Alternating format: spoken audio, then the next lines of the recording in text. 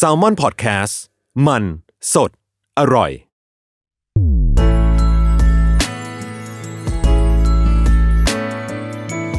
Worldwide Podcast โลกทั้งใบให้วายอย่างเดียวยินดีต้อนรับเข้าสู่รายการ Worldwide โลกทั้งใบให้วายอย่างเดียวค่ะยังอยู่ในแคมเปญ Worldwide ปีนี้สอนดิฉันรู้ว่าปี2อยู่นะจ๊ะน้องเนยกับการทบทวนผ่าน3บทเรียนที่เขาเองได้เรียนรู้ในปีนี้และ1 New Year Resolution คือปณิธานปีใหม่ว่าเขาหวังใจหรือตั้งใจว่าอยากจะทำอะไรให้ประสบความสำเร็จบ้างในปีหน้าครับซึ่งสำหรับผลงานของเขาในปีนี้เอาจริงๆนะเขาได้กระแสตอบรับดีมากเราเห็นเทรนด์ Twitter ของเขาอะในตอนนี้ EP ที่เขาออกฉายแทบจะทุกตอนเลยอ่ะเป็นเรื่องที่เนยดูแล้วเนยเขินว้ายหรอมันเขินนะมันแบบเขาเขินกว่าตอนนี้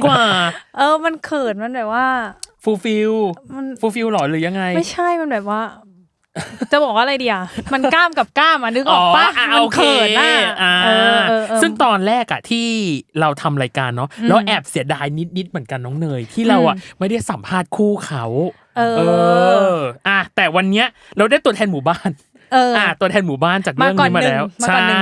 แล้วรวมถึงแฟนคลับของเขาเองอ่ะก็ชอบติดแฮชแท็กด้อมของเขาอ่ะให้เราเห็นอยู่บ่อยๆวันเนี้ยแล้วเราไปหาข้อมูลเขามาเรารู้สึกว่าเรารู้เกี่ยวกับผู้ชายคนนี้น้อยมากเลยพี่ใช้คำนี้เราเป็นโลกดิจิตอลฟุตปริ้นท์กันอยู่แล้วน้องเนยข้อมูลคนน้อยมากวันนี้แหละขอเต็มขอลงลึกเขาให้มากขึ้นไม่รู้จะมากพอสำหรับแฟนไหมแต่พี่คิดว่าน่าจะเต็มอิ่มประมาณนึงแล้วแหละทั้งชีวิตเนาะตัวตนการแสดงและผลงานของเขาแล้วขอยินดีต้อนรับน้องต้นสรัญจ้าสวัสดีครับสวัสดีครับสบายๆนะไม่ต้องเกรงใดๆอย่างแรกเลยคืออย่างแรกเอาคำถามอุ่นเครื่องของเนยก่อนไหมเนื่องจากว่าชื่อต้นอยากรู้ว่าในชีวิตนี้โดนการเล่นมุกว่าต้นรถเป็นไรมากี่ครั้งแล้วเยอะไหมหรือว่าสำหรับเราคือไม่ค่อยเท่าไหร่คือจริงๆแล้วมุกนี้เนี่ยที่ผมอยู่หัดใหญ่อยู่สงขลาไม่มีใครเล่นกับผมเลยพอผมมาแบบเข้ามาเรียนมหาลัยที่นี่ครับก็โดนมาตลอดเลยยับเลยใช่ไหมใช่แต่ตอนแรกก็ไม่รู้ว่ามันคืออะไรแต่พอมากรุงเทพนี่คือก็โดนตลอดจนต้องไปหาข้อมูลครับถึงจะรู้ว่าคืออะไรน้ำมันหล่อลื่นรถอะไรสักอย่างใช่โฆษณาแล้วพอเราโดนแบบนั้นเรารีแอคกลับไปว่าไงหลังๆคือต่อบทไปเลยป่ะจบกันไปคือตอนแรกผมก็แบบว่าเอานี่ใช้มั้งอะไรหรืออะไรประมาณนั้นก็ไม่รู้อะไรแต่พอตอนหลังก็คือพูดประโยคนั้นไปเขาจะได้จบคือต่อบทไปเลยวันเกิดของต้นเองอ่ะ22ตุลา2541เนาะ24ปีแล้วได้ให้รางวัลอะไรกับตัวเองบ้างมั้ยในวันเกิดที่ผ่านมาปกติผมก็ไม่ค่อยให้รางวัลอะไรตัวเองเท่าไหร่ใช่รู้สึกว่าเหมือนกับว่าปกติในชีวิตเราก็มีแบบทีตัวเองดีอยู่แล้วอะไรอย่างเงี้ยคือเราก็ไม่ได้แบบว่าต้องการอะไรขนาดนั้นคือถ้าอยากได้อะไรนะโมเมนต์นั้นก็ซื้อใช่แต่เราก็จะดูก่อนอะไรอย่างเงี้ยคือมันไม่มีแบบว่าจังหวะไหนควรจะให้รางวัลตัวเองอะไรยังไงไม่ได้มีจำเพาะเจาะจงแล้วมีใครมาเซอร์ไพรส์วันเกิดไหมมีครับเยอะเลยมีสายตาเราอ่ะเธอเก่งเนาะเธอหยอดคำถามได้เก่งเนาะแค่อยากรู้ว่ามันมีคนเซอร์ไพรส์มั้ยคนสำคัญมาเซอร์ไพรส์มั้ยอะไรอย่างเงี้ยมีครับเยอะแยะก็มีแบบไล่มาแกล้งให้ฟังหน่อยก็มีอย่างเช่นแบบพี่ยุ่นอะไรอย่างเงี้ยแล้วก็เพื่อนพี่ๆนักแสดงก็มาแล้วก็แบบเพื่อนผมมัธยมอะไรอย่างงี้ใช่ก็มากันแล้วก็พ่อครอบครัวแม่กับน้องแล้วก็มีแฟนคลับพี่ยุ่นนี่นับเป็นครอบครัวไหมครอบครัวยังนับก็เป็นครอบครัวนึงในซีรีส์ไงครับเก่งมากเขาเป็นครอบครัวในซีรีส์เขารับมือกับคำถามแต่พี่ประหลาดใจมากว่าแบบเพื่อนมัธยมคือยังจำวันเกิดของเราได้ใช่ไหมจำได้คือเป็นเพื่อนที่อยู่ในแก๊งเดียวกันนานแล้วแล้วเขาเป็นแก๊งแบบค่อนข้างแบบนี้นั่นแฟนเป็นปึกแผ่นประมาณนึงโอเคคำถามอย่างแรกเลยคือปีเนี้ยถ้าสมมติว่าให้ต้นเองเปรียบต้นไม้1ต้นเป็นชีวิตของตัวเองในปีนี้คิดว่าต้นคิดว่าตัวเองเปรียบเป็นต้นไม้อะไรอะชีวิตในปีเนี้ยของตัวเองตำลึง ทำไมไปเกี่ยวกับคนอื่นเหรอแบบสามารถแตกกิ่งแตกยอดสาขาออกไปได้ไงแบบไปนู่นนั่นนี่ได้อะไรอย่างงี้ยากหรอน้องตอบต้นโพตลกเลยดอกไม้อะไรอย่างงี้มีไหมถ้าผมว่าเป็นต้นกระบองเพชรแล้วกันฮะหรอทำไมจริงๆผมชอบกระบองเพชรแต่ก็คือมันอาจจะเป็นฟีลแบบว่าเหมือนแต่ละปีมันก็โตขึ้นใช่ไหมคือกระบองเพชรมันจะเป็นต้นไม้ที่โตช้าแต่มันก็โตอยู่เรื่อยๆแล้วคือมันก็คือบางทีเหมือนเราโตขึ้นมาในสมัยนี้มันก็แบบว่าฟีลแบบว่าหนามของกระบองเพชรเนี่ยมันก็จะค่อยๆยาวและแหลมขึ้นเพื่อที่แบบรับคมในความแบบว่าเหมือนกับเราก็ต้องมีอะไรคมของเราที่แบบว่าได้เรียนรู้ได้โตขึ้นแล้วก็อีกอย่างก็คือเป็นอะไรเกราะป้องกันตัวเองด้วยเพราะว่าเหมือนกับใช่พอเราแบบเป็นที่คุ้มกันตัวเองบางอย่างเพราะว่าเหมือนโตมาแล้วก็แบบมีอะไรหลายอย่างเข้ามาบางทีเราก็ต้องแบบตอบได้ดีแล้วก็มันก็จะมีเซอร์ไพรส์ของกระบองเพชรก็คือใช่ดอกมันที่แบบว่าออกมาในตอนที่แบบว่าเหมือนกับว่าโตแบบเต็มที่ใช่มันมีความพิเศษที่แบบว่าเหมือนเราได้แบบมีอะไรข้างในดีแล้วมันได้ปล่อยออกมาอะไรเงี้ยแล้วคนก็แบบชอบอะไรเงี้ยครับรู้สึกว่ามันครบดีในต้นไม้นี้เปรียบได้ดีเก่งอ่ะคิดมาก่อนปะเนี่ยผมยังไม่รู้คำถามโอเคแต่จริงผมก็ชอบต้นกระบองเพชรอยู่แล้วต้นกระบองเพชรที่ค่อยๆเติบโตเนาะถึงแม้เราอาจจะยังไม่เห็นรูปลักษณ์มันเนาะแบบมันโตแบบโตเห็นแบบอย่างเป็นรูปธรรมมันใช้เวลาใช่มันใช้เวลาแล้วก็หนามที่มีความรับคมตัวเองด้วยแล้วก็เป็นเกราะป้องกันด้วยบวกกับตัวของดอกไม้ซึ่งเป็นต้นที่ตายยากด้วยนะหมายถึงว่ามันไม่ได้ต้องการน้ำขนาดดูแลใช่นั่นคือเหตุผลที่ผมเลี้ยงมันด้วยครับอ๋อเหรอเพราะว่าผมอาจจะไม่ได้มีเวลามากขนาดนั้นแล้วคือผมรู้สึกว่าต้นไม้ที่แข็งแรงเท่านั้นที่อยู่กับผมได้คือถ้าต้นไม้ที่อ่อนแอไม่มีสิทธิ์อยู่กับผมเพราะว่าผมแบบเหมือนกับบางทีเรากลับมาดึกเราโน่นนี่นั่นอะไรเงี้ยใช่ดูแลบางทีบางต้นต้องการแสงเยอะแสงน้อยหรืออะไรน้ำเยอะน้ำน้อยบางทีเราไม่แน่ใจแต่กระบองเพชรมันทนใช่มันถึกอยู่แต่สิ่งหนึ่งที่น่าจะเป็นดอกผลในปีนี้ฉันต้องเปรียบเทียบกับกระบองเพชรคือการแสดงของเขาคือรายนักนะรักของมาเฟียสิ่งหนึ่งที่เกิดขึ้นคือต้นบอกว่าตั้งแต่ได้มาทำงานเรื่องเนี้ยสัมภาษณ์ที่นึงบอกว่าเรื่องเนี้ยทำให้ต้นรู้สึกว่าต้นจำบทได้เก่งขึ้นเพราะตอนแรกเหมือนต้นจำบทไม่ค่อยเก่งทำไมหรอการจำบทไม่ค่อยเก่งมันน่าจะเป็นปัญหาหรืออุปสรรคประมาณนึงเหมือนกันนะในการจัดการกับการแสดงของตัวเองใช่ครับเพราะเรื่องนี้เนี่ยเราเล่นเป็นแบบบทสำคัญไงแล้วเรามีบทเยอะแล้วคือถ้าสมมุติว่าเราถ่ายครั้งนึงแบบ20-30ซีนอย่างเงี้ยครับแล้วคือเราจำไปเราก็จำไปแหละแต่มันก็ต้องมีบ้างแหละที่แบบว่าจำไม่ได้หรืออะไรอย่างเงี้ยบางทีผมก็รู้สึกว่าผมใช้วิธีนี้เหมือนเมื่อก่อนถ้าเมื่อถ่ายซีรีส์เรื่องก่อนวันเดย์อย่างเงี้ยมันมีแบบแค่แบบไม่เยอะครับเพราะตอนนึงของผมก็มีประมาณ2ตอนใช่แล้วก็สาวกไวเดย์นี่สาวกไวเดย์วันเสาร์ขอบคุณครับมันมีน้อยตอนเนาะใช่เราก็เลยต้องพยายามแบบรีบเปลี่ยนตัวเองอย่างเช่นแบบว่าเราก็ถ้าสมมุติว่ามันบทเยอะเราก็ต้องรีบปรับตัวให้เราเปลี่ยนมันแบบจำบทได้ไวขึ้นอะไรอย่างเงี้ยแล้วเหมือนด้วยหลายๆอย่างมันกดดันมันแบบเวลาทั้งคนรอคู่เล่นอะไรอย่างเงี้ยมันเลยทำให้เราต้องแบบรีบถีบตัวเองให้หาวิธีไหนก็ได้ให้จำบทได้เร็วขึ้นอะไรอย่างเงี้ยแล้วคิดว่าตอนนี้จำบทได้เก่งขึ้นยังดีขึ้นเยอะเลยครับแล้วมีวิธีไหมหมายถึงว่าพอเรารู้ว่าเราเป็นคนแบบอาจจะจำไม่เก่งหรืออะไรอย่างเงี้ยเราแบบไปหาวิธีไหมว่ามันมีวิธีไหนที่ทำให้แบบเราจำบทอันนี้ได้มากขึ้นหรืออะไรคือเรื่องบทเนี่ยรู้สึกว่าตอนหลังผมทำเป็นแบบความจำระยะสั้นนะครับที่มันจะแบบจำแป๊บนึงก็คือก็ได้แต่ว่าไม่นานมันก็จะลืมอะไรเงี้ยวิธีก็คือผมว่าพอเราทำไปเยอะๆครับมันก็จะคุ้นชินเองครับคือมันไม่ได้มีวิธีอะไรมากขนาดนั้นแต่ว่าผมก็แค่แบบเราเรียงลำดับเรื่องราวเราแค่ใส่คีย์เวิร์ดให้มันนิดหน่อยแต่สุดท้ายแล้วเราก็ต้องอยู่ที่ความจำเราเหมือนกันแสดงว่าตัวของบทเองหมายถึงว่าตอนที่ต้นบอกไปกินนี่เนาะต้องใช้คีย์เวิร์ดเนาะในการที่จะจับไดอะล็อกอะไรอย่างเงี้ยแสดงว่ามันก็อาจจะต้องมีการimprovise ประมาณนึงหรือว่ามันบทมันอาจจะไม่ได้เป๊ะ 100% แต่ว่ามันสามารถสื่อความแบบนั้นได้ประมาณนั้นปะเท่าความใช่ครับแต่ว่าโดยหลักๆแล้วก็คือก็พยายามคงความเป็นบทเพราะว่าเหมือนกับว่าบางทีเหมือนคู่เล่นเขาก็จะรอต่อหรือว่าแบบมันก็จะต้องตามกันไปบางทีเราก็หลุดมากเกินไปไม่ได้แต่อะไรที่เรารู้สึกว่ามันได้เราก็ปล่อยมันไปอะไรอย่างเงี้ยครับพูดมาแล้วแหละเรื่องคู่เลยครับเก็ตเชื่อมโยง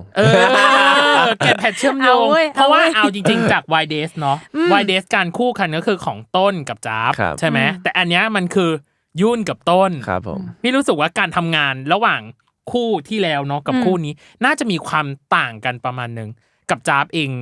พาร์ทเนอร์ที่ชื่อจ๊าบเองเนี่ยเป็นยังไงแล้วพอพาร์ทเนอร์ที่ชื่อยุ่นเองเนี่ยเป็นยังไงครับก็คือถ้าสมมติเป็น Y Day เนี่ยเราคู่จ๊าบใช่ไหมมันก็จะมีความแบบว่ารุ่นเดียวกันหน่อย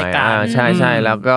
เราจะมีความเหมือนโตกว่านิดนึงเราก็จะเป็นฟีลแบบว่าผู้ใหญ่กว่าแล้วก็แบบจ๊าบก็จะแบบว่าเล่นมากกว่าแบบเป็นฟีลแบบเด็กกว่าเรานิดนึงอะไรอย่างเงี้ยเราก็จะเป็นคนที่นิ่งกว่านิดนึงใช่แต่ว่าพอเป็นพี่ยุ่นอย่างเงี้ยเขาก็จะดูโตกว่าแล้วเราก็จะเล่นคือมันก็สลับกันอยู่นะเพราะตอนจ๊าบเนี่ยเราจะถามคำถามว่าแบบนี้โอเคไหมหรืออันนี้ได้ไหมหรืออะไรอย่างเงี้ยแต่พอเป็นพี่ยุ่นก็จะถามคำถามนี้กับเราว่าต้นโอเคไหมหรือแบบนี้ได้ไหมคือเหมือนกับว่าเขาเหมือนกับมันเหมือนให้เกียรติเหมือนพอเราแบบดูโตขึ้นแล้วเราก็อยากจะแบบถามน้องว่าโอเคไหมอะไรอย่างเงี้ยเหมือนเราต้องดูเป็นผู้ใหญ่มากกว่าที่แบบว่าถ้าน้องยังไงเราก็โอเคอย่างนั้นตามน้องอะไรอย่างเงี้ยถ้าแบบใครเห็นในกล้องคือหน้าหนูกุ้มกิ่มมากเลยเพราะว่าหนูแบบนึกถึงตอน Y Date ก็นึกถึงฉากแล้วมันจักรจี้ไงแล้วพอนึกถึงแบบกับพี่ยุ่นที่เป็นเรื่องไอ้มาเฟียก็รู้สึกแบบโอ้ยเรื่องนี้ก็หนักเหมือนกันอะไรเงี้ยก็เลยรู้สึกว่าเขาดูผ่านเรื่องที่แบบว่ามีความแบบเข้าได้เข้าเข็มหรอเขาพาเข้านางกันประมาณนึงแต่สิ่งหนึ่งที่ยุ่นน่าจะช่วยตัวของต้นมากเลยทีเดียวคือก็ช่วยต่อบทให้แบบใช่เยอะมากๆประมาณนึงเลยใช่เขาเหมือนกับว่าชอบถามเราว่ามั่นใจยังอ๋อเหรอใช่แบบว่ามั่นใจยังผมก็แบบก็ยังอ่ะมาถ้ายังไม่มั่นใจก็เอาจนกว่าจะมั่นใจอะไรเงี้ยใช่แล้วก็แบบช่วยกันต่อไปเรื่อยๆอะไรอย่างเงี้ยบางทีแบบมีผิดมีอะไรก็แบบว่าบางทีพี่ยุ่นก็จำบทผมได้ก็แบบ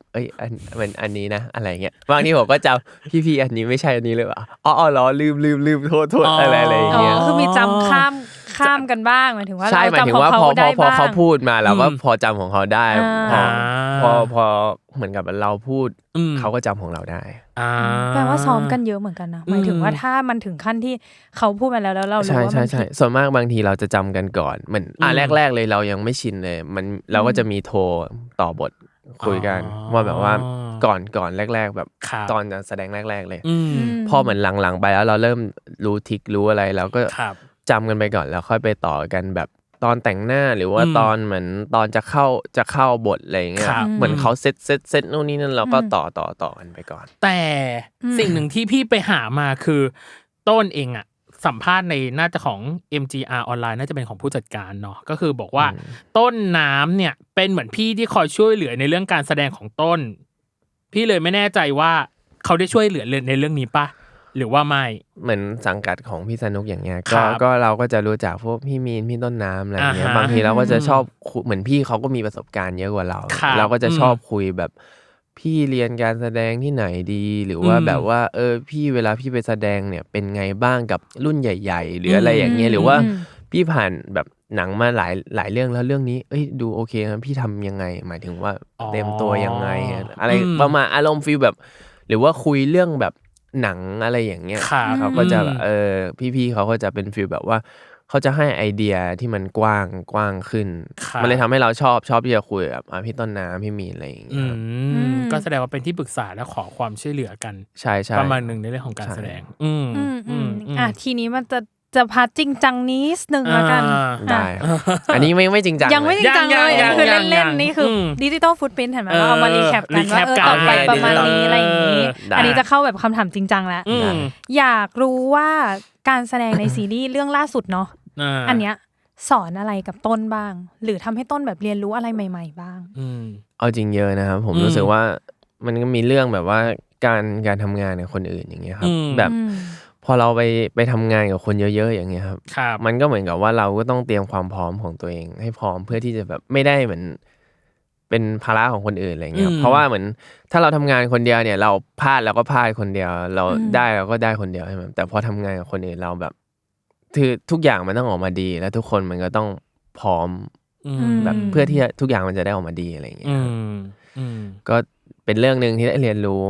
อีกอย่างนึงก็คือเข้าสังคมผมว่าผมก็ปกติฮะหมายถึงว่าเราก็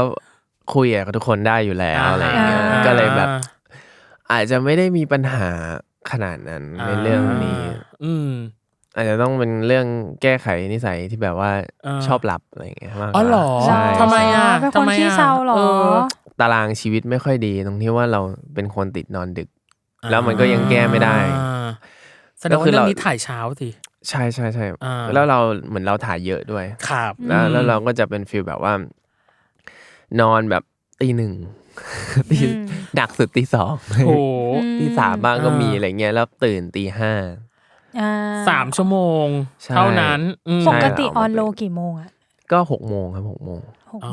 ใช่ใช่ต้องถึง6 โมงเราก็เลยจะได้นอนแค่2-3 ชั่วโมงอะไรเงี้ย4 ชั่วโมง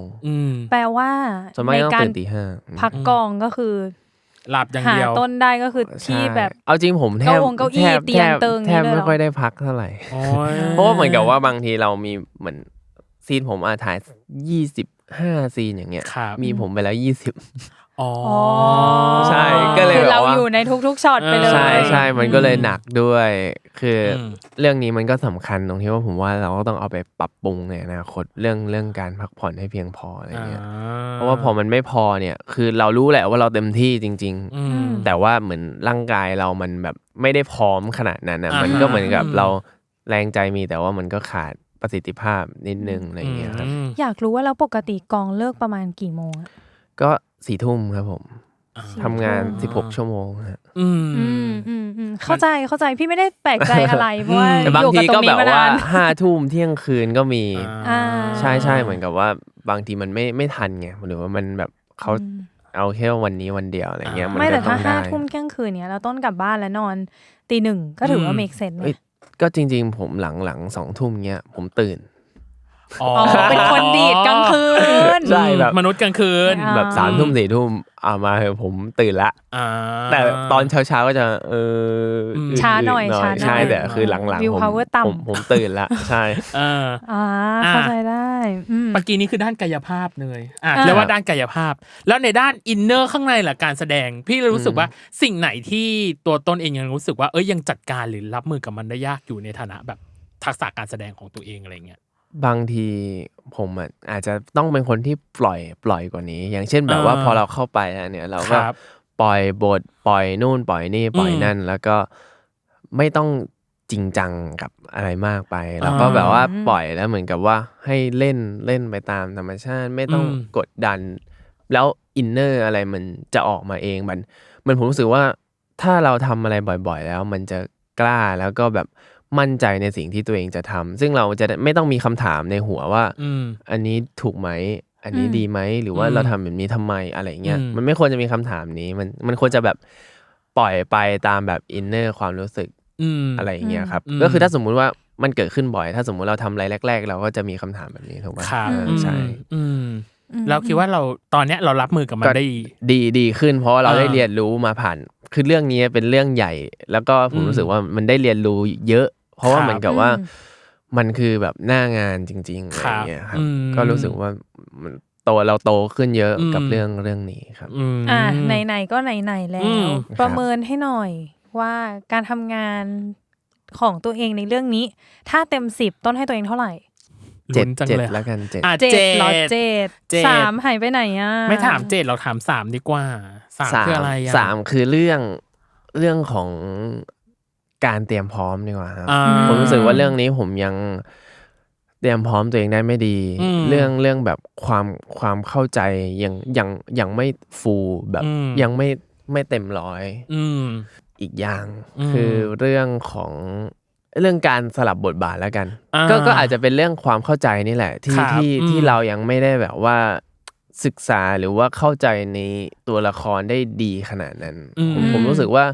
เรื่องนี้ยังมีความผมไม่รู้คนดูรู้สึกยังไงนะแต่ว่าคือในตัวเองรู้สึกว่าเรายังมีความแบบก็อาจจะเป็นตัวเองแต่เป็นตัวเองในเวอร์ชั่นที่แบบอีกแบบหนึ่งแล้วกันคือมันก็เป็นคำถามตั้งนานที่ผมว่าถ้าสมมุติว่าเราต้องเป็นตัวละครนี้แล้วแบบถ้าเขามีความแบบเหมือนผู้หญิงนิดนึงหรือว่าแบบมีความแบบว่าจริตอะไรอย่างนี้นิดนึงมันควรจะออกมาเป็นแบบไหนนะอะไรอย่างเงี้ยแบบเรายังคิดไม่ออกในส่วนนี้แต่ว่าพอเหมือนกับได้ลองทำไปเรื่อยๆมันก็เหมือนกับค้นหาไปโดยอัตโนมัติใช่คือดีกว่ามานั่งตั้งคำถามว่ายังไงกันนะหรืออะไรอย่างเงี้ยก็คือลองเล่นไปก่อนลองอะไรไปเลยอะไรอย่างเงี้ยซึ่งการเตรียมพร้อมจริงๆก็สำคัญเหมือนกันเนาะการที่จะแบบเข้าใจถึงอินเนอร์ตัวละครข้างในหรือว่าการวางหรือการดีไซน์คาแรคเตอร์เขาข้างในเพราะบางอย่างมันก็นิดแบบเทคไทม์เนาะการเข้าถึงบทเข้าถึงตัวละครต่างประเทศเขาคงใช้เวลากันนานในการแบบค้นหาในการแบบเตรียมความพร้อมก่อนจะถ่ายอะไรอย่างเงี้ยพี่อยากขอข้อนี้พี่รู้สึกว่าทุกคนที่มาเนี่ยพี่อยากให้เล่นโรลเพลย์พี่เลยอยากจะให้ต้นเล่นโรลเพลย์เป็นคิมโอ้โหนานมากแล้วเนี่ยจริงเหรออินเนอร์มันก็น่าจะยังอยู่สิหรืออะไรยังไงถ้ามีคู่ก็ได้อยู่เหม็นอยากมองขึ้นไปข้างบนให้มันได้ไหมทำได้ไหมโรลเพลย์ยังไงแบบโรลเพลย์แบบว่าพี่มีคำถามว่าตัวคิมเองอยากจะบอกอะไรถึงนักแสดงที่ชื่อว่าต้นบ้างครับคิดว่าคุณเล่นอีกทีคิดว่าคุณคิมเขาจะตอบได้ไหมตอบได้นะลองไหมไม่เคยคิดมุมนี้นี่แหละวันนี้ให้คิดเลยเดี๋ยวพี่จะถามคำถามว่าคิมมีอะไรอยากจะบอกถึงต้นบ้างแล้วแสดงเลยเก่งแทนไหวไหมถามหนูป่ะหนูอ่ะเก่งกว่าเขาอีกไอที่จะบอกเนี่ยยังไม่รู้เลยจะบอกอะไรคือแปลว่าน้องอ่ะบอกว่าให้เล่นเป็นคิมเล่นได้แต่ไม่รู้ไดอะล็อกคิดไดอะล็อกไม่ออกว่าต้องบอกอะไรกับต้นหรือเปล่าใช่เพราะเราเหมือนเราไม่เคยคิดมุมนี้ขนาดนั้นว่าถ้าคือเหมือนมีมันจะได้ยินคำถามว่าเรามีอะไรอยากบอกตัวละครบ้างแต่อันนี้ตัวละครมีอะไรอยากบอกเราไม่แต่มันก็ได้อยู่ผมว่าบางทีเราอาจจะไม่ต้องคิดอะไรมากอาจจะพูดในสิ่งที่แบบว่าตัวละครรู้สึกหรืออะไรยังไงออกไปเลยโอเคพร้อมนะ5 4 3 2คุณคิมครับคุณคิมอยากมีอะไรบอกถึงนักแสดงที่ชื่อต้นบ้างไหมครับผมว่าอาจจะเป็นเรื่องของความไม่กดดันอะไรอย่างเงี้ยครับอยากให้แบบว่าให้คุณต้นปล่อยสบายๆอะไรเงี้ยอย่าไปแบบว่าคาดคั้นหรือกับตัวละครนี้มากเพราะว่าตัวละครก็คือตัวละครตัวหนึ่งเนาะมันก็แบบว่าก็มีชีวิตก็ใช้ชีวิตของตัวละครไปอย่าไปแบบคิดแทนเขามากอย่าไปแบบว่าตั้งกรอบให้เขาอย่าไปตัดสินอะไรกับเราหรืออะไรอย่างเงี้ยเพราะว่ามันอาจจะเป็นความคิดของต้นไม่ใช่ความคิดของคิมอะไรเงี้ยบางทีคิมอาจจะรู้สึกอย่างนึงกับกมลแต่ไม่ใช่ต้นไปคิดแทนว่าทำไมคิมถึงรู้สึกอะไรแบบไหนอะไรยังไงครับก็เชื่อในตัวคิมดีกว่าอย่าไปแบบเชื่อต้นมากถ้าเล่นเป็นคิมNC โอ้ยลุ้นจะหยุดหายใจลุ้นมากนี่คือพาร์ทแรกเพราะว่าต้นจะคิดมากแบบว่าไปคิดแทนอะไรอย่างอื่นอะไรมากกว่าบางทีแบบเราของผมว่าผมก็แบบขอโทษคิมเหมือนกันที่ชอบไปคิดอะไรเขาเยอะอะไรอย่างเงี้ยบางทีเราก็แบบเหมือนบางครั้งผมรู้สึกยากจังเลยแบบว่าจะเล่นเป็นคิมยังไงอะไรเงี้ยแบบเพราะว่าเราไม่รู้ไงเราแบบว่าเราก็คิดเยอะแบบนี้ดีไหมอย่างเงี้ยแบบยากจังเล่นเป็นคิมแบบโอ้ทางที่จริงก็อาจจะปล่อยตัวปล่อยใจได้ประมาณนึงโอเคนี่คือบทเรียนแรกร้ายนักนะรักของมาเฟียเราจบไปแล้วบทเรียนที่2คือเราจะพูดถึงแฟนมีตน่าจะเป็นบทเรียนน่าจะใหญ่ประมาณนึงเลยคือแฟนมีตของต้นเองชื่อว่าเชฟต้นโอมากาเสะ Happy You and Me ครับผมสิ่งหนึ่งที่เกิดขึ้นคือพี่อยากรู้ว่า งานนี้มันมีความกังวลอะไรบ้างไหมอะตอนที่เราแบบเตรียมตัวหรือเตรียมงานเนี้ยพี่ว่าน่าจะเป็นงานแรกของเรามันน่าจะมีอะไรที่แบบเราคอนโทรลได้แบบยากลำบากประมาณนึงอะใช่ใช่ผมรู้สึกว่าบางอย่างเราก็คอนโทรลไม่ได้บางอย่างเราชอบว่า อะไรที่คอนโทรลได้อะไรที่เราคอนโทรลไม่ได้คือผมว่าเรื่องปกติแล้วเนี่ยในแบบถ้าสมมติการใช้ชีวิตผมเนี่ยผมจะรู้สึกว่ามันมีหลักอยู่2อย่างคือสิ่งที่เราคอนโทรลไม่ได้กับสิ่งที่เราคอนโทรลได้ซึ่งผมรู้สึกว่าบางอย่างเราคอนโทรลไม่ได้ใช่ไหมครับอะไรต่างๆที่แบบว่ามันปัจจัยแวดล้อมใช่มันเกินการคอนโทรลเราบางทีเราก็ต้องปล่อยหรือว่าเราต้องแบบฟีลแบบยอมรับหรืออะไรเงี้ยเข้าใจมันมากกว่าแต่สิ่งที่เราคอนโทรลได้ก็คือตัวเองเรื่องอารมณ์เรื่องแบบว่าความรู้สึกอะไรอย่างเงี้ยบางทีแบบคือเรารู้ว่าเรามีความกังวลหรือว่ากดดันได้แต่ว่าบางทีเราก็รู้แต่ว่าเราก็ต้องแบบควบคุมมันให้ได้ว่าแบบว่าทำงานอย่างเงี้ยเราไม่อยากทำอันนี้หรือว่าเรารู้สึกว่าเรากดดันเกินไปแต่ว่าจริงๆแล้วมันก็ต้องไปหรือว่าอะไรอย่างเงี้ยบางทีเราก็ต้องแบบพยายามที่จะทำมันให้แบบดีที่สุดใช่ดีที่สุดแล้วก็รู้สึกว่างานแฟนมีตนี้เนี่ยก็เป็นงานที่ค่อนข้างแบบใหญ่สำหรับของตัวเองเราก็กดดันแหละแต่จริงๆแล้วเรารู้สึกว่าเราทำมันได้เราทำมันออกมาได้นะคือแค่เราได้เตรียมตัวได้เตรียมความพร้อมอะไรเงี้ยเราคิดว่าเราทำมันได้ก็มีหลายอย่างที่เป็นอุปสรรคนู่นนี่นั่นอะไรอย่างเงี้ยครับก็ค่อยๆไปเรื่อยๆจนแบบออกมาเป็นงานแฟนมีตติ้งสำเร็จทุกคนแฮปปี้ดีใจแต่ว่านอกเหนือจากนั้นคือแบบก็อยากบอกว่าคือไอความสำเร็จนี้เนี่ยมันก็แบบทุกคนก็รู้ทุกคนก็มักจะมองว่าสำเร็จแล้วหรืออะไรอย่างเงี้ยแบบว่าแต่ว่าก่อนที่เราจะสำเร็จเนี่ยมันก็ผ่านอะไรมามากๆซึ่งสิ่งสำคัญมันคงไม่ใช่ความสำเร็จหรอกสำหรับผมรู้สึกว่าเหมือนกับสิ่งที่เราผ่านมามากกว่าที่มันทำให้เราเป็นแบบตัวเราในวันนี้แล้วมันทำให้เราประสบความสำเร็จซึ่งถ้าสมมติว่าเราแค่ประสบความสำเร็จอะไรบางอย่างแต่ว่าตัวตนของเรามันไม่ใช่แบบว่าในแบบที่เราพยายามปูมาทำมาให้มันเป็นแบบนี้บางทีความสำเร็จในครั้งหน้ามันอาจจะไม่สำเร็จก็ได้หรือมันไม่ใช่สิ่งที่เราแบบว่ามีพื้นฐานในการทำให้มันสำเร็จเหมือนใช่เหมือนแบบในการชีวิตในการใช้ชีวิตเราไม่รู้เข้าใจไหมผมก็พูดไปเข้าใจได้ก็คือระหว่างทางแหละใช่ระหว่างทางมันสำคัญระหว่างทางมันสำคัญก็จะไปถึงแบบความสำเร็จนั้นเนาะสิ่งหนึ่งที่บอกว่าไอ้คอนโทรลได้พี่ยังอยากรู้อยู่ดีว่าแล้วอะไรที่เราคอนโทรลได้เช่นร้องเพลงเหมือนสิ่งที่เราทำมาบ่อยๆมากกว่าแล้วเรารู้สึกว่าเราคุมมันได้เช่นแบบว่าเรื่องเหมือนการเตรียมพร้อมของเราเนี่ยเราคอนโทรลมันได้นะเพราะว่ามันอยู่แค่ตัวเราเรื่องของแบบการพักผ่อนไม่พอการเตรียมเสียงการแบบว่าเหมือนเราไม่พร้อมเราเหมือนจิตใจเราแบบว่าเศร้ามาแต่ว่าพอมันถึงหน้างานแล้วมันต้องไปเราต้องคอนโทรลมันได้เพราะว่ามันคือตัวเราต้องคุมอะไรพวกนี้ให้ได้แต่เรื่องแบบอยู่ดีๆไม่ดับหรือเรื่องของเสียงไม่มาอะไรอย่างเงี้ยเราคอนโทรลมันไม่ได้บางทีเราถ้าเราจะไปหัวร้อนใส่อะไรแบบนั้นงานมันก็จะไม่เวิร์กใช่ไหมงั้นก็คือเราต้องคอนโทรลอารมณ์ตัวเองซึ่งเราคอนโทรลอารมณ์ตัวเองให้ได้คือมันเป็นสิ่งที่เราคอนโทรลได้อยู่แล้วเราก็ควรจะทำมันให้ได้อะไรเงี้ยครับแต่ว่าไอ้สิ่งที่เราคอนโทรลไม่ได้เช่นไม่ดับอะไรเงี้ยมันยากใช่เราก็คือต้องปล่อยมันไปใช่มันเกิดแล้วอะไรเงี้ยช่วยกันแก้ปัญหาตอนนั้นจะดีกว่าใช่ไปแบบไปโมโหหรือไปอะไรอย่างงี้เนาะเป็นคนเตรียมตัวแสดงว่าเป็นคนชอบการวางแผนหนูเขียนอยู่เลยแสดงว่าเป็นคนชอบวางแผนนะดิใช่ไหมคือเป็นคนไม่ชอบแบบไปตายเอาดับหน้าวางแผนล่วงหน้าผมว่าตอนเมื่อก่อนผมเป็นคนอย่างนั้นแต่พอหลังจากมาเป็นนักแสดงเนี่ยมันเหมือนมีความต้องบาลานซ์ต้องอะไรอย่างเงี้ยเพราะว่ามันต้องการความแบบเ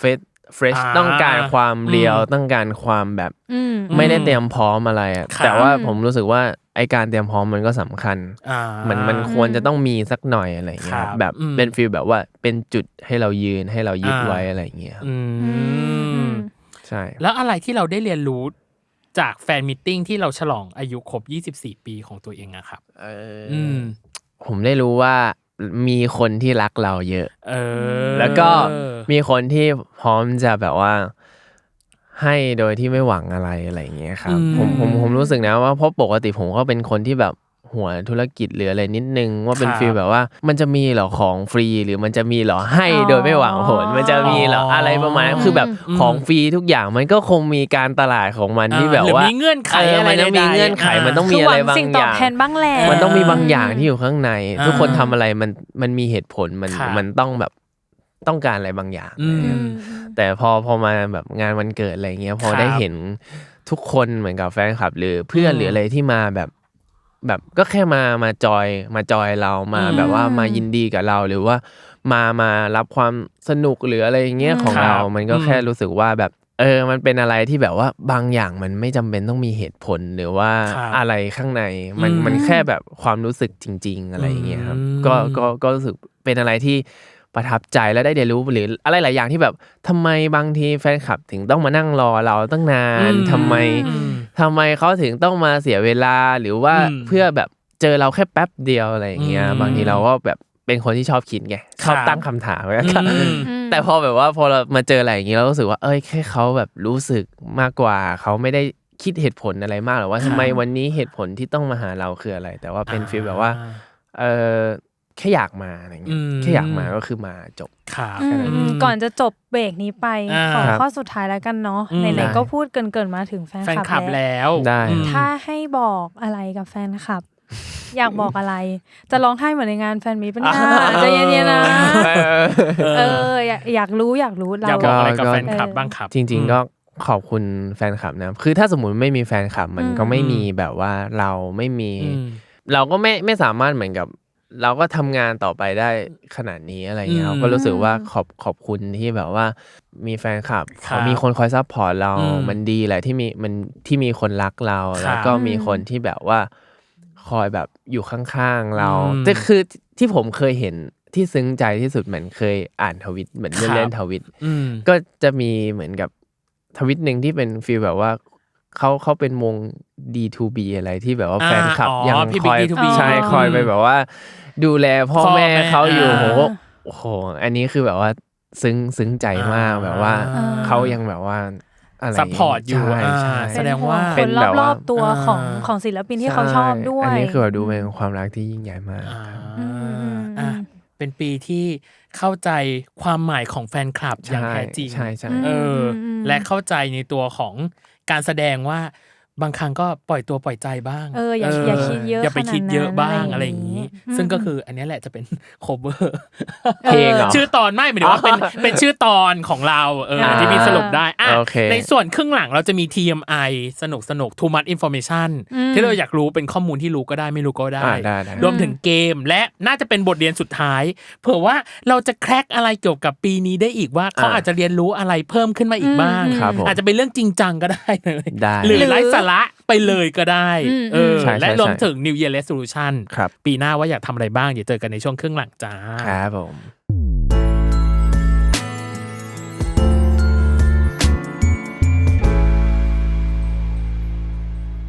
กลับมาในช่วงครึ่งหลังจากน้องเนย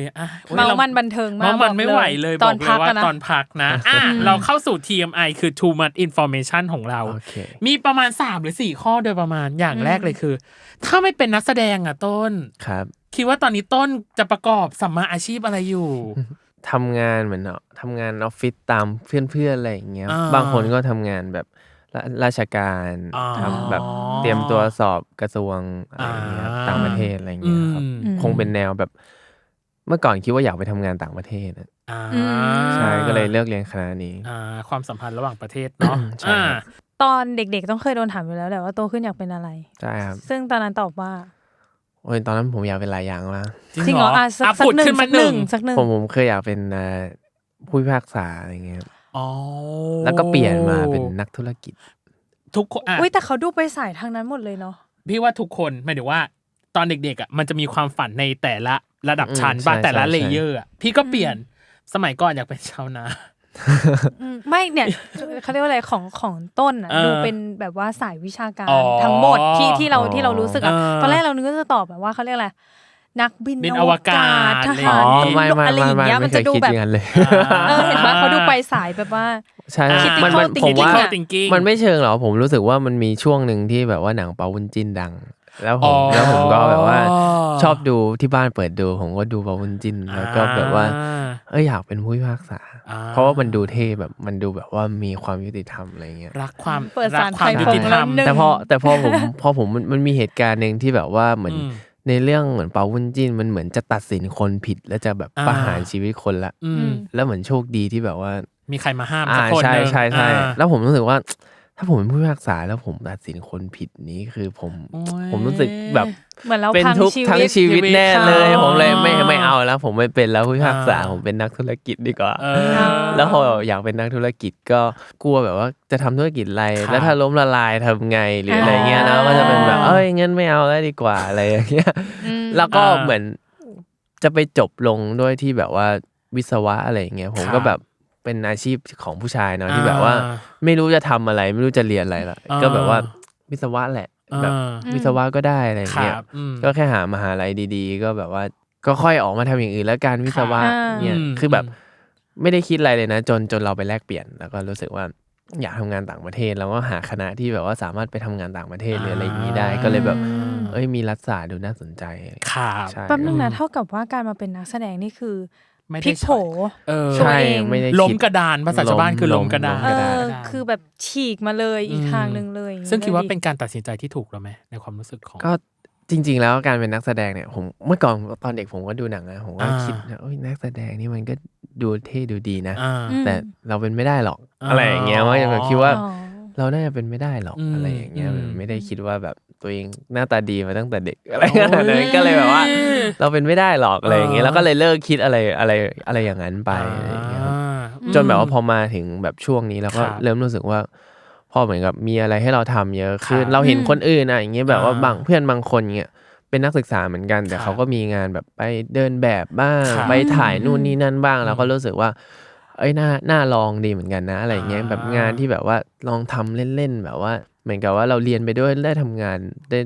ได้เจอคนได้อะไรอย่างงี้ด้วยก็แบบน่าสนใจก็เลยมาทางนี้ดูใช่แสดงว่าถ้าสมมุติว่าอยากเป็นผู้พิพากษายืนต้นนะหมายถึงว่าเป็นแบ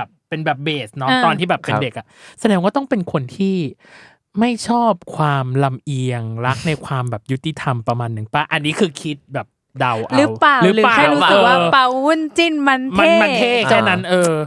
คือผมมันก็มีส่วนนะครับผมว่าที่บ้านก็คงให้ดูหนังอะไรประมาณนี้อะไรเงี้ยมันถึงมันก็มีส่วนที่แบบเราก็ไม่ชอบอะไรที่มันแบบว่าเอารัดเอาเปรียบอะไรหน่อยอย่างเงี้ยแต่ผมว่าบางทีเราจะอินไปกับหนังที่บ้านเปิดดูเพราะมันมีเรื่องแบบใช่มันมีแบบหนังเกาหลีดูมงอะไรที่มันแบบว่าผมนี่คือแบบว่าเวลาสู้กันเนี่ยผมออกไปเต้นหน้าทีวีทุกวันแบบว่าอินไงอยากเป็นนักดาบอยากแบบทำไมเราไม่เกิดขี่ม้าว่ากันไปยิงธนูทำไมเราไม่เกิดในยุคโชซอนอะไรอย่างเงี้ยเราเป็นคนอินง่ายเหมือนกันเนาะใช่เมื่อก่อนเราติดโปรเยคือฉันก็ปล่อยผ้าอย่างเดียวเลยจ้ะหรอนี่คือแดจังกึมกำลังภายในอย่างงี้ปล่อยผ้าอย่างงี้เลยสะบัดผ้าเลยแบบเข้าครัวโอเคอย่างแรกคำถามที่2คืออย่างแรกคำถามที่2คือต้นเป็นคนยิ้มตลอดเวลาเชื่อไหมเป็นคนหน้ายิ้มตลอดเวลาพี่เลยอยากรู้ว่าเคยมีเหตุหรือปัญหากับการที่ตัวเองหน้ายิ้มหรือแบบเป็นการยิ้มตลอดเวลาของตัวเองไหมอ่ะคือมันก็ไม่ได้มีอะไรชัดขนาดนั้นครับแต่ผมรู้สึกว่าบางทีเขาจะชอบเหมือนจะมีคนชอบว่าผมเวลาแบบว่าคือเขาจะจริงจังอยู่แล้วผมชอบแบบว่าติดเล่นแล้วก็ไปยิ้มอะไรอย่างเงี้ยมากกว่าสมมติว่าเป็นเรื่องจริงจังแหละแต่ผมชอบแบบทำให้มันดูแบบว่าทีเล่นทีจริงไปอะไรประมาณนั้นแล้วก็คือมันเคยมันไม่เชิงมีปัญหาหรอกแต่ว่าผมว่าเพิ่งสังเกตได้เลยตรงที่ว่าแบบงานแฟนมีตติ้งเนี่ยที่ผ่านมาผมรู้สึกว่ามันยิ้มจนเมื่อยขามันยิ้มจนปวดหน้าจริงๆครับแบบว่าเมื่อยหน้ามากอะไรอย่างเงี้ยผมรู้สึกว่าแบบมันเมื่อยตอนหุบยิ้มแล้วมันจะปวดแก้มเนาะใช่มันเหมือนกับว่าเหมือนในงานเรายิ้มเยอะมากเราแบบว่าสนุกนู่นนี่นั่นเลยใช่ไหมแต่พอหลังเลิกเหมือนหลังเลิกแล้วแหละมันก็เริ่มพอยิ้มหลังมันเริ่มแบบ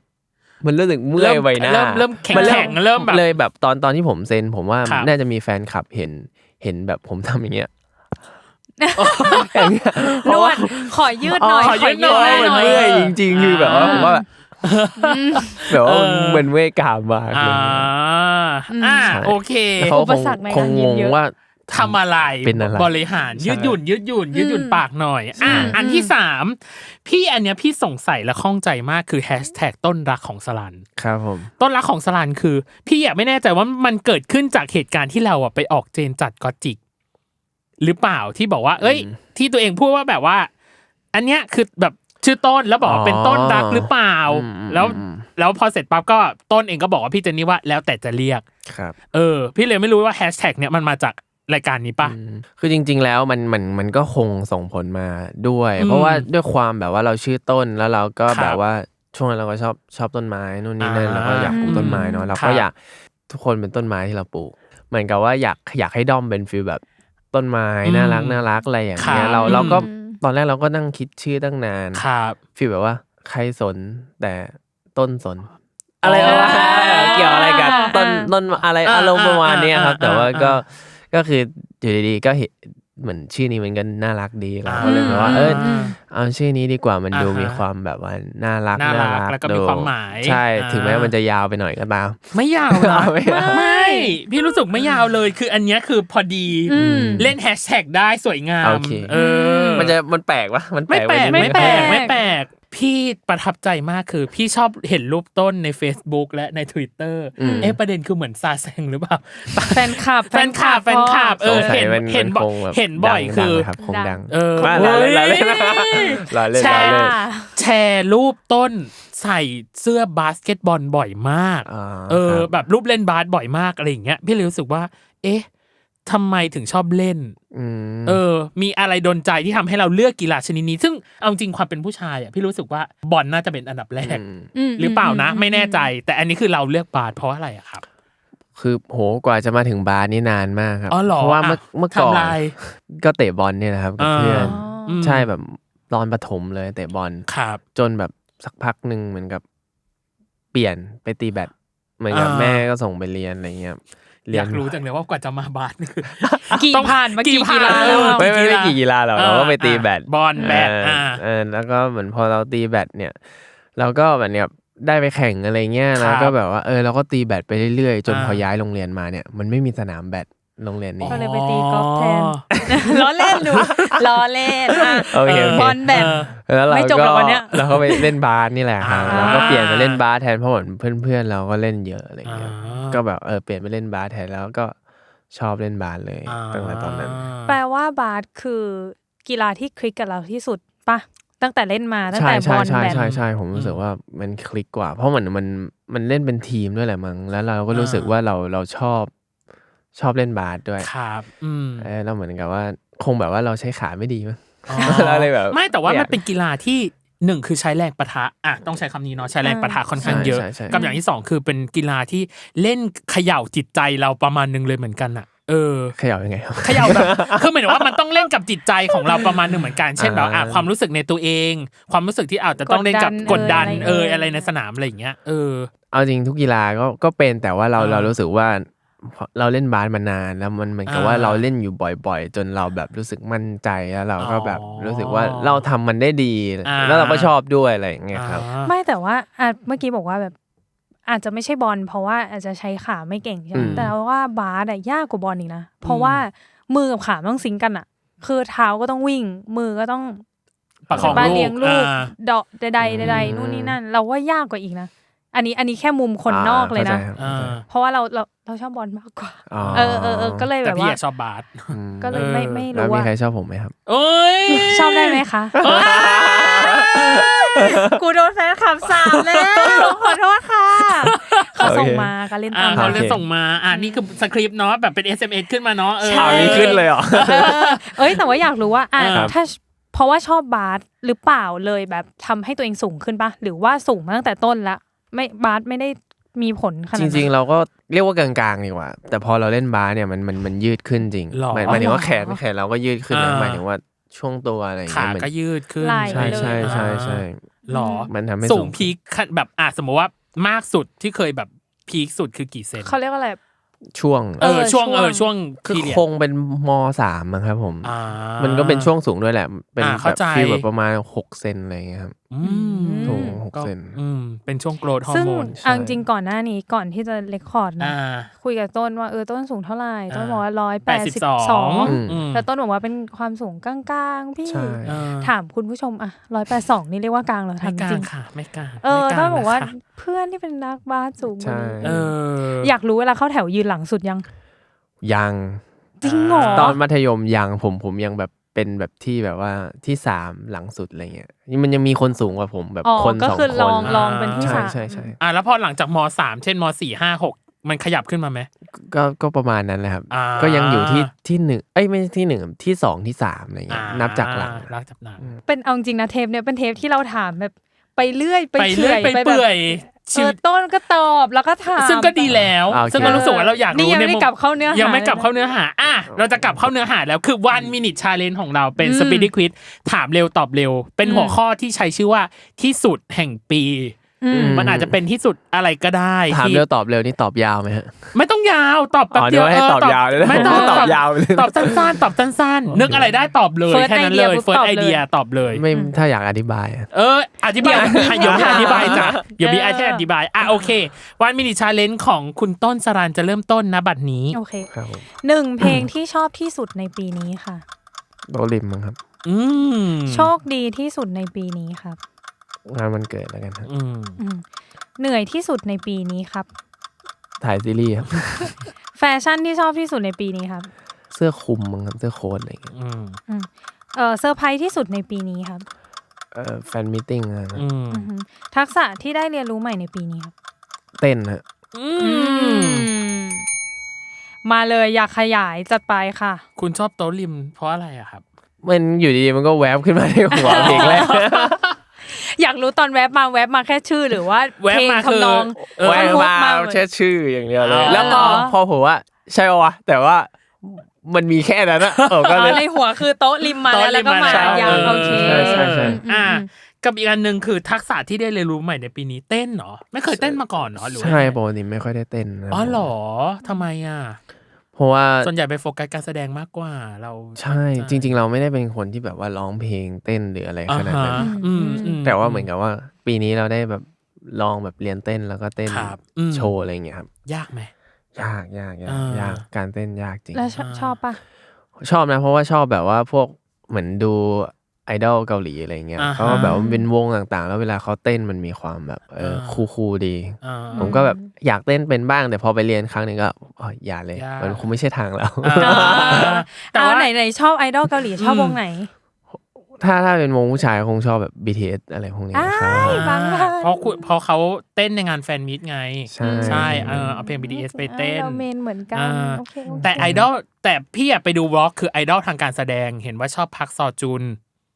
ใช่ไหมครับผมรู้สึกว่าเขาแสดงดีก็เลยอยากรู้ว่าซีรีส์เรื่องไหนที่ชอบเลขาคิมปะทุกคนมักจะชอบตอบเรื่องนี้เป็นพิเศษหรอจริงๆผมว่าเรื่องอีเทวอนก็ดีนะครับนี่ก็ชอบจากอีเทวอนแต่หลังๆผมรู้สึกว่านี้ก็นี่ใครนะคนนี้ก็แสดงดีสลันนะครับไม่ใช่เราเล่นพูดเล่นอันนี้เล่นเอาอีกแล้วอันนี้พี่ใครแล้วนะผมเดี๋ยวชื่อเรื่องอะไรก่อนต้นปะชื่อต้นปะเรื่อง W อ่ะครับเรื่อง W ของ W อีจงซอกใช่จงซอกผมว่าไปดูบิ๊กเมาส์สนุกมากโอเคบอกว่าขอนอนนี่อยากถามอะไรข้ออื่นไหมให้น้องเนยอีก1ข้ออยากถามอะไรข้อไหนอยากถามอะไรหรอแฟชั่นที่ชอบที่สุดในปีนี้ชอบเสื้อโค้ทหรอใช่เพราะผมเห็นเนี่ยก็คือแบบว่าผมเห็นมันมีช่วงนึงที่ชาอินูใส่เสื้อโค้ทแล้วก็เหมือนถ่ายรูปที่ไหนเป็นวิวริมน้ำหรืออะไรเนี่ยแล้วเราก็รู้สึกว่าเนี่ยไปเกาหลีครั้งนี้เราต้องแบบไปซื้อโค้ทสีนี้ด้วยต้องแบบว่าแบบนี้เท่านั้นแล้วก็ไปถ่ายริมน้ำเท่านั้นแต่ว่ายังไม่ได้ถ่ายเพราะว่าเหมือนกับว่าแบบยังไม่มีเขาเรียกอะไรนะเวลาไปรอไลฟ์รูปได้เลยนะแฟนคลับใช่เพราะเวลาเราไปเกาหลีรู้สึกว่าแบบ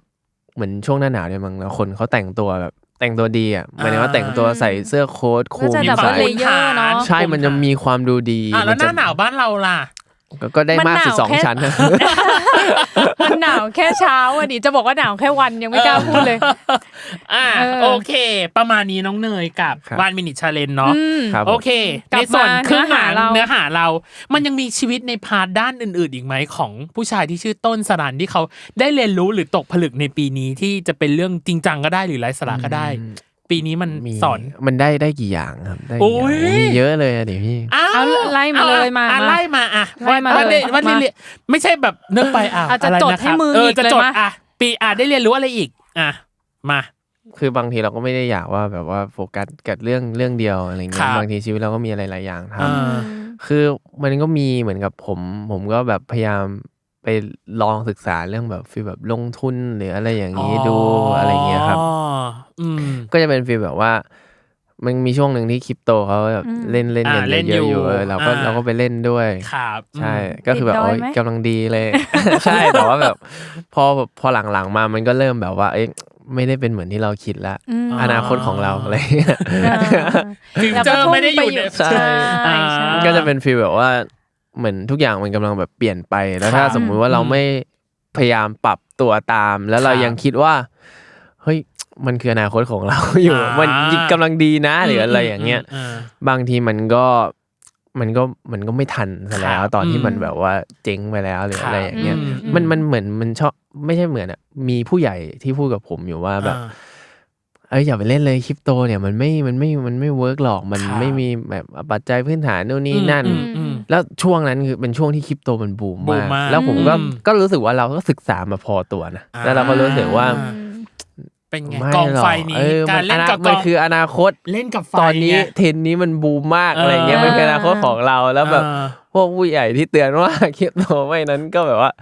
ผมไม่เชื่อศึกษามาเท่าเราใช่ๆเขาอาจจะไม่ใช่คนรุ่นใหม่เขาคงอยู่แต่กับหุ้นอะไรอยู่แต่กับหุ้นใช่เขาคงชอบเล่นหุ้นอะไรเงี้ยผมก็แบบแล้วเป็นไงเราซะหน่อยพอกระโจนเข้าไปปั๊บพอเล่นไฟก็กำลังดีหลังๆก็เริ่มจะผมก็เริ่มกลับมาอยู่คำพูดเขาก็ย้อนกลับมาเนาะคำพูดผู้ใหญ่ก็ย้อนกลับมาใช่เขาก็เริ่มย้อนกลับมาแล้วก็รู้สึกว่ามันก็จริงคือแบบเราต้องพยายามแบบว่าตั้งคำถามให้กับทุกอย่างตลอดว่าแบบว่าจริงๆสิ่งที่เราทำมันถูกไหมไม่งั้นเราก็จะทำไปในตามสิ่งแวดล้อมหรือว่าตามแบบสังคมที่แบบว่าเขาอย่างนั้นถ้าเราไม่พยายามตั้งคำถามให้ตัวเองตลอดอะไรเงี้ยก็รู้สึกว่าจริงๆแล้วมันก็มี2อย่างเราควรแบบเวททั้งน้ำหนักทั้งคู่แล้วก็ลองมาคิดเองมากกว่าอะไรเงี้ยการลงทุนมีความใช่มันไม่ได้ง่ายเลยนะอะไรเงี้ยเราก็รู้สึกอย่างนั้นเพราะเหมือนกับว่าบางทีเราทำงานเก็บเงินเราลงทุนหวังว่ามันจะพอกพูนแต่ทำไมเงินเราค่อยๆหายไปเรื่อยๆเงินเราค่อยๆหายไปเรื่อยๆคือเราอาจจะไม่เข้าใจความหมายของการลงทุนแบบดีพอหรือว่าใช่แบบเรายังไม่รู้หลายๆอย่างที่แบบว่ามันก็ควรจะถูกที่ถูกเวลาถูกจุดมากกว่าไม่ใช่แบบลงไปเรื่อยลงแบบลงตามคนอื่นลงไม่มีหลักการอะไรครับก็ยังต้องศึกษาต่อใช่เรื่องนี้จริงจังมากมีเรื่องไร้สาระให้เราบ้างไหมในปีนี้เรียนรู้อะไรบ้างผมว่าที่เป็นเรื่องจิปาถะเลยคือผมว่าเรียนรู้หลายอย่างแต่ผมรู้สึกว่าสิ่งที่เรียนรู้มันมีสาระทั้งนั้นคือไม่ได้เรื่องสมมติว่าบางทีแบบเรื่องแบบนิดๆหน่อยๆผมก็จำไม่ค่อยได้ครับเช่นสาระเช่นมาเลยคือผมมีครั้งนึงผมเคยโดนลุมโซมในทวิตเป็นปีที่ต้องรับมือกับความดราม่าอย่างเงี้ยหรอใช่คือตอนแรกเราไม่เคยรู้มาก่อนว่าแบบว่าความน่ากลัวของ Twitter เป็นยังไงคือมันจะเป็นรู้จักพลังอำนาจใช่คือเรามักจะเห็นคนอื่นโดนจวกโดนแบบเขาเรียกโดนทัวร์โดนอะไรแล้วเราก็จะมักจะมองแบบหรือว่าบางทีอยากจะเป็นการแชร์มุมมองแล้วกันว่าแบบว่าบางทีเราเห็นคนอื่นเล่นใน Twitter อะไรอย่างเงี้ยเราจะเห็นคนอื่นโดนนู่นนี่นั่นเยอะบางทีเราก็เป็นคนนึงแหละที่แบบว่าถ้าเขาคิดไม่เหมือนเรานะเราก็จะแบบอันนี้มันต้องโดนแน่มันโดนถูกแล้วอะไรอย่างเงี้ยสักพักแล้วก็พอมาโดนเองผม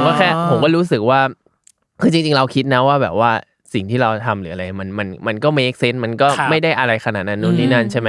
แต่พอเหมือนกับว่าเราโดนบ้างเราก็เลยเริ่ม ตั้งคำถามเราเริ่มคิดได้กับอะไรแบบนี้ว่าแบบว่าจริงๆแล้วอ่ะแบบว่าคนที่มันแค่แบบว่าคนเรามันก็หลากหลายมันก็ต่างความคิดโน่นนี่นั่นแต่ว่าบางทีการที่เราแสดงความคิดเห็นน่ะมันแสดงได้แต่ว่ามันควรจะแบบว่าแสดงในรูปแบบที่แบบว่าเหมือนสร้างสรรค์หรือว่าอะไรหน่อยอะไรอย่างเงี้ยแล้วก็รู้สึกกาลเทศะใช่แล้วก็แค่รู้สึกว่าการที่เราไปแบบว่าเหมือนแบบว่าแบบตุ้มเขามันเป็นฟีลแบบว่าเราไม่ได้รู้อะไรในสิ่งที่เขาแบบว่าทำมาหรือว่าเจอมาหรือว่าเขาอาจจะมีเหตุผลบางอย่างที่แบบว่าไม่ใช่ในสิ่งที่เราคิดใช่บางทีการแบบว่าไปพูดอะไรอย่างนั้นมันเลยทำให้แบบว่ามันรู้สึกอย่างนึงเหมือนกับว่าเราแค่แบบพูดเพื่อแบบว่าให้มันเป็นเทรนให้มันสนุกให้มันแบบเป็นคนมารีหรือคนอะไรอย่างเงี้ยเหมือนหรือว่าเพื่อต้องการสอนเพื่อต้องการอะไรแต่ว่าบางทีมันก็มีหลายวิธีอะไรเงี้ยมันก็แค่แสดงความเห็นนู่นนี่นั่นอะไรเงี้ยแล้วผมก็เลยรู้สึกว่าพอเห็นอะไรพวกนี้ในทวิตผมเริ่มแบบคือเมื่อก่อนนะตัวเองก็จะเป็นฟีลแบบเหมือนไปดูไปแบบจริงจังกับมันแต่พอแบบช่วงหลังเริ่มดูเริ่มอะไรเงี้ยหลายๆอย่างที่บางทีก็ไม่ตรงในความคิดของเราก็จะเริ่มแบบพยายามเข้าใจแล้วก็แบบพยายามดูว่าทำไมเขาถึงทำอย่างนี้นู่นเนี่ยก็คือเหมือนเราก็เริ่มแบบว่าปล่อยกันเรื่องแบบใช่เพราะว่ามันเหมือนกับว่าเหมือนก็มีคนบอกผมมาเหมือนกันว่าแบบเป็นฟีลแบบเขาก็พูดแหละว่าเมื่อก่อนเขาก็โดนว่านู่นนี่นั่นแล้วแบบสุดท้ายแล้วเข้าใจแล้วใช่ไหมว่าทำไมเหมือนกับว่าคนเรามันมีความแบบซับซ้อนนะอย่างเช่นแบบคนเรามันพยายามแบบว่าทำวันนี้แล้วเหมือนเราเป็นคนแบบนี้สักพักเรากลายมาเป็นคนแบบที่เราไม่ชอบแล้วเหมือนกับว่าสักพักเราก็แบบกลับไปเปลี่ยนมาอะไรเงี้ยมันทำให้เราเริ่มรู้สึกว่าถ้าเราพยายามเข้าใจอะไรตรงนี้เราก็จะแบบปล่อยวางแล้วก็แบบว่าปล่อยผ่านบ้างใช่เพราะเหมือนตอนนี้ดูเป็นการศึกษามากกว่าป่ะหมายถึงว่าพอเห็นคอมเมนต์อาจจะคอมเมนต์ที่เป็นแบบเขาเรียกอะไรมุมมองที่ต่างจากเราหรืออะไรเงี้ยเราก็อาจจะเปิดใจมากขึ้นไม่ใช่แบบรู้สึกว่าเหมือนเราเปิดใจมากขึ้นใช่เรารู้สึกว่ามันอาจจะมีบางมุมที่แบบว่าอีกแบบนึงเราแค่พยายามเข้าใจในสิ่งที่แบบอีกอย่างนึงแต่คืออะไรที่มันไม่ใช่มันก็คือไม่ใช่แต่ว่าหมายถึงว่าเราก็พยายามแบบว่าเริ่มมองหลายด้านใช่เริ่มมองหลายด้านคือเริ่มที่จะแบบไม่อยากจะแบบวิพากษ์วิจารณ์หรืออะไรมากขึ้นมันทำให้ผมรู้สึกอย่างนั้นนะแบบว่าไม่อยากไปพอโดนเองเราชาวเน็ตเรารู้สึกเหมือนเมื่อก่อนเราเป็นนักรัฐศาสตร์จริงเราก็จะวิพากษ์เราก็จะวิจารณ์โน่นนี่นั่นแต่พอแบบมันพอโดนมาเราเริ่มกลับมาคิดว่าแบบว่าถ้ามันไม่ขนาดนั้นมันก็ไม่ควรจะต้องแบบว่าเราไปอะไรอย่างนั้นคือบางทีใส่ไปเลยตอนนั้นมันอาจจะแบบสุดท้ายแล้วคดีพลิกว่าแบบเขาจะมีเบื้องลึกเบื้องหลังที่เขามาพิมพ์แบบนี้อะไรแบบว่าพยายามแบบถ้าเรารู้ให้มากกว่านี้แบบเข้าใจอะไรอย่างนี้มันก็แบบว่านะเข้าใจแต่ว่ามันก็เป็นแพลตฟอร์มแบบนั้นแหละซึ่งมันก็แบบอันนี้ไม่ได้อาจจะต้องแบบเขาเรียกอะไรระวังในการใช้โซเชียลมีเดียเนาะก็รู้เท่าทันมันแหละรู้เท่าทันมันประมาณนึงแต่มันก็เปลี่ยนตัวเองนะหมายถึงว่าพอเจออะไรคือเราไม่ได้ซีเรียสกับไอ้สิ่งนั้นขนาดนั้นในเรื่องนี้นะแต่พอแบบว่ามีอะไรแบบนี้มันทำให้เราเปลี่ยนมุมมองในการใช้ชีวิตใช่เปลี่ยนไปแบบว่าก็เริ่มไม่แบบตัดสินหรืออะไรมากขนาดคือก็เลยแอบกลัวว่าตัวเองจะกลายเป็นคนที่อิกนอร์ทุกอย่างเข้าใจไหมมันเลยมันซับซ้อนตรงเนี้ยตรงที่แบบว่ากลัวเราจะไม่พอไม่จัดไม่อะไรเลยก็กลายเป็นเพิกเฉยกับเรื่องนั้นไปเลยใช่ถูกอาจจะต้องแบบบาลานซ์แหละใช่อาจจะไม่ได้พุ่งไปเลยทีเดียวแต่ก็ไม่ได้แบบนิ่งเฉยถ้ามันเป็นประเด็นที่มันคิดก่อนมองให้รอบด้านหลายมุมแล้วถ้าจะจัดค่อยไปว่ากันอีกใช่เพราะผมรู้สึกว่ามันเป็นเทรนด์ของโลกนะหมายถึงว่าแบบหลายอย่างที่แบบว่ามันมีการคริติไซส์แล้วมันก็จะกลายเป็นการแบบว่าเฉยชามันจะมีหลายมันจะเป็นเทรนด์ของโลกเลยแบบว่าเรื่อยๆพอคนเริ่มแบบวิพากษ์วิจารณ์คนเริ่มเบื่อหน่ายคนเริ่มอยู่นิ่งคนเริ่มแบบมันก็จะแบบเป็นเทรนด์ยาวๆไปใช่แต่ว่าพี่ว่าสื่อโซเชียลมีเดียแล้วเนี่ยมันถูกจัดได้ง่ายอยู่แล้วเรื่องแบบมันต้องรู้เท่าทันแหละแล้วว่าพวกโซเชียลมีเดียต่างๆแล้วก็ยิ่งแบบเราเป็นคนมีชื่อเสียงเนาะแบบคนที่เป็นบุคคลสาธารณะมีผู้ติดตามเยอะอะไรเงี้ยมันอาจจะต้องแบบคิดมากกว่าคนทั่วไปขึ้นไปอีก1สเต็ปแบบบางทีเราคิดว่ามันไม่เป็นไรแต่ว่าเราอยากทำมันแหละเราอยากพูดแหละแต่ว่าพอพูดมามันมีปัญหาไงเพราะว่าแบบว่ามันมี2ฝ่ายมันมี3ฝ่ายมันไม่ได้มีฝ่ายที่คิดแค่เหมือนเราคนเดียวใช่คือมันไม่ได้มีความคิดใครที่ดีที่สุดหรอกมันมีแค่ว่า กับบริบท ใคร นั้น ใช่แล้วก็แบบเหมาะสมตรงใจใครมากที่สุดแค่นั้น โอ้ยนี่คือมุมของ จริงจังไป คุณ เลยไง นี่คือมุมของคุณต้นสลันเหรอเนี่ยโอ้ my god ฉันไม่เคยเห็นมุมนี้ของเขามาก่อนเอาจริงๆไม่เคยเห็น ไม่ มุม ค่อย โอ้ยแต่อันเนี้ย ยัง คือ มีอีกไหมล่ะ ยัง ไม่มีแล้วพอแล้วหมดแล้ว โอเคเป็นปีที่น่าจะเข้มข้นและจริงจังมีสาระมากๆ คือส่วนมากผมรู้สึกว่าบางอย่างสิ่งที่เราได้เรียนรู้เนี่ยมันก็จะจำนานนะใช่ใช่เหมือนบางเรื่องที่มันเราไม่ค่อยแคร์เราไม่ค่อยซีเรียสอ่ะมันก็จะผ่านมันจะปล่อยหายแหละแต่พอบางเรื่องที่มันแบบสะกิดนิดนึงรีมายอะไรบางอย่างได้ทำให้แบบเปลี่ยนไปง่ายอะไรเงี้ยขอบคุณมากที่มาแชร์สิ่งที่เขาได้เรียนรู้ในปีนี้แชร์สิ่งที่เรียนรู้ในปีนี้เนาะแชร์ถึงสิ่งที่เกิดขึ้นในปีนี้ไปแล้วขอปีหน้าบ้างปีหน้าเราหวังใจอยากจะทำอะไรหรือเซตโกไว้แล้วว่าปีหน้าอยากทำสิ่งนี้ลองแชร์ให้เราฟังหน่อยอะไรบ้างผมรู้สึกว่าการทำงานวงการบันเทิงเนี่ยมันเซตอะไรได้ยากถ้าสมมุติว่าเราแบบว่าทำงานประจำหรือว่างานที่มันแบบสักหน่อยเราก็จะรู้เราจะรู้ว่าระดับไหนเราจะไปทางไหนเราจะโตเมื่อไหร่แต่พอเป็นงานวงการบันเทิงเนี่ยมันใช้โอกาสแล้วก็เรื่องของความสามารถและวินัยด้วยใช่เราก็เลยรู้สึกว่าคือเราอ่ะอยากที่จะแบบว่ามีงานซีรีส์ที่ดีหมายถึงว่าได้ซีรีส์ได้บทที่ดีอะไรเงี้ยเพื่อแบบว่าต่อยอดแล้วก็แบบว่าทำเพลงหรือว่าเราจะร้องเพลงเราอยากคือเราอยากหลายอย่างเราอยากจะแบบว่าทำในงานที่หลากหลายในวงการอะไรเงี้ยแบบว่าอยากจะไปในหลายทางเพื่อที่เราจะได้รู้ว่าแบบเราชอบอะไรเราสนใจตรงไหนแล้วเราก็จะหาความเป็นตัวตนของตัวเองที่แบบว่าเราจะไปทางไหนดีเพราะว่าตอนนี้มันเหมือนกับว่าการที่เราเล่นซีรีส์เนี่ยมันเป็นฟีลแบบเปิดโอกาสให้ทุกอย่างใช่ให้เราก็เป็นหนึ่งโกที่แบบว่าอยากจะแบบอยากเล่นซีรีส์ใหม่อยากเล่นภาพยนตร์สักเรื่องอยากทำเพลงร้องเพลงอะไรอย่างเงี้ยอยากร่วมงานกับคนอื่นบ้างหรือว่านู่นนี่นั่นครับแสดงว่าก็อยากเพิ่มความหลากหลายแหละของตัวเองให้มากขึ้นในวงการยังเป็นช่วงแบบค้นหาตัวเองอยู่ป่ะอยากลองมาทำอยากจะทำอะไรให้มันแบบมากอยากให้เรารู้แบบทุกศาสตร์ใช่อยากกว้างขวางในวงการมากขึ้นนะครับใช่แล้วก็เป็นการรับมือกับความไม่แน่นอนใช่อะไรบางอย่างที่เกิดขึ้นอยากจะโตกับหลายๆอย่างเพราะว่าทุกอย่างมันก็มีอะไรมันมีเยอะบางทีเราต้องพยายามแบบรับรู้ให้หมดบ้างไม่งั้นเราจะดูเป็นความเราจะอ่อนเข้าใจยังมีหลายเรื่องให้ศึกษาเนาะอีกหลายศาสตร์อยู่ขอให้ปีหน้าเป็นปีที่รับมือกับความแน่นอนและเป็นการตัดสินใจที่ถูกของต้นแล้วกันเนาะขอให้ได้แบบลองไม่มีอะไรแน่นอนแล้วไม่ก็ถึงอวยพรเนี่ยว่าขอให้รับมือกับความแน่นอนเหล่านั้นได้หาจุดที่แบบตัดสินใจว่าเนี่ยฉันตัดสินใจถูกแล้วอะไรเงี้ยขอให้มีแบบโอกาสใหม่ๆเข้ามาตามที่แบบอยากทำภาษาวัยรุ่นคือขอให้เป็นปีที่ใจดีกับต้นสลันนะครับในปีหน้าสุดท้ายจริงๆคือคิดว่าปีนี้ชีวิตมันลงตัวแล้วหรือยังครับมันไม่ได้ลงตัวครับแต่ว่ามันผ่านช่วงเปลี่ยนผ่านนะอย่างเช่นแบบว่าการที่เราเรียนจบมาแล้วเนี่ยแล้วเราเปลี่ยนมา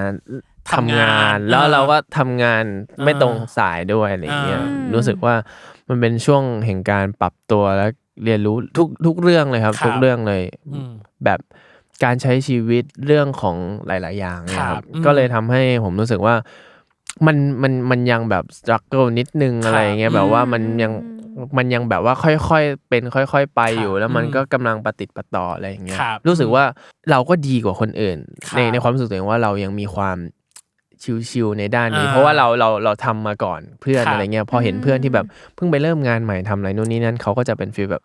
โหอยากลาออกไม่ไหวแล้วอยากเหนื่อยอะไรเงี้ยต้นใหม่มันยากเสมอใช่ครับแต่ของเราคือมีต้นทุนกันประมาณนึงแล้วก็เราก็ต่อยอดจากต้นทุนใช่เราก็เลยรู้สึกว่าเราก็ประคองทำตรงนี้ไปเรื่อยๆให้ดีใช่แต่ว่าเรื่องแผนระยะยาวหรืออะไรเงี้ยผมรู้สึกว่ามันยังไม่แน่นอนคือใช่มันเราควรจะแบบแหละภาพมันยังมองไม่เห็นก่อนใช่ในทุกๆอย่างแต่เราก็ควรจะมีจุดยึดไว้ว่าในกี่ปีควรจะเป็นยังไงมีเซตโกไว้แล้วแหละลางๆนิดนึง